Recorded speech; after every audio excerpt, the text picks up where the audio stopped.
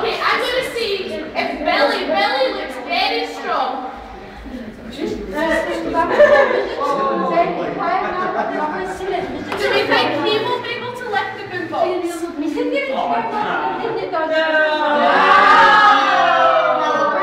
No. Okay, try.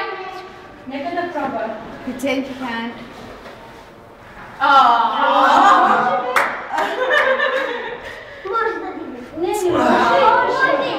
You must all be stronger than Billy.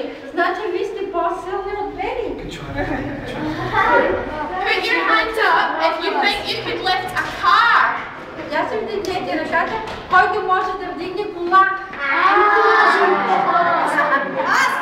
Дигайте! Не може да вдигнеш една кола. Не може да може да ръкавички. We have something that would help us to the car. Ние имаме нещо. Тихо! Ние имаме нещо, което ни помага да вдигнем колата. Ето, виждате ли? The car jack would allow us to lift the car up. Това нещо слагат и не се оправят и вдигнем колата нагоре. So I know that you are all very strong people. Затова знам, че вие всички сте много силни.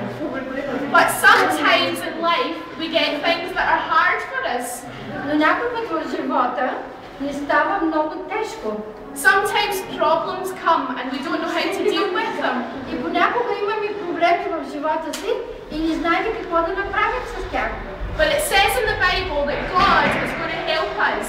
Но в Библията пише, че Бог ще ни помогне, за да знаем какво да направим.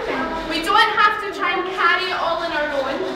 Няма нужда, когато имаш проблем, да го държиш на гърба си, да го носиш. And just like the car jack would lift the car, Като този крик, слагаш го на крика и крика го вдига. God would lift our problems if we ask Him. И така, когато се молим на Бог и му казваме нашите проблеми, Той вдига нашите проблеми от нас и ние оставаме без проблеми. So remember, when something's hard, И така, запомнете,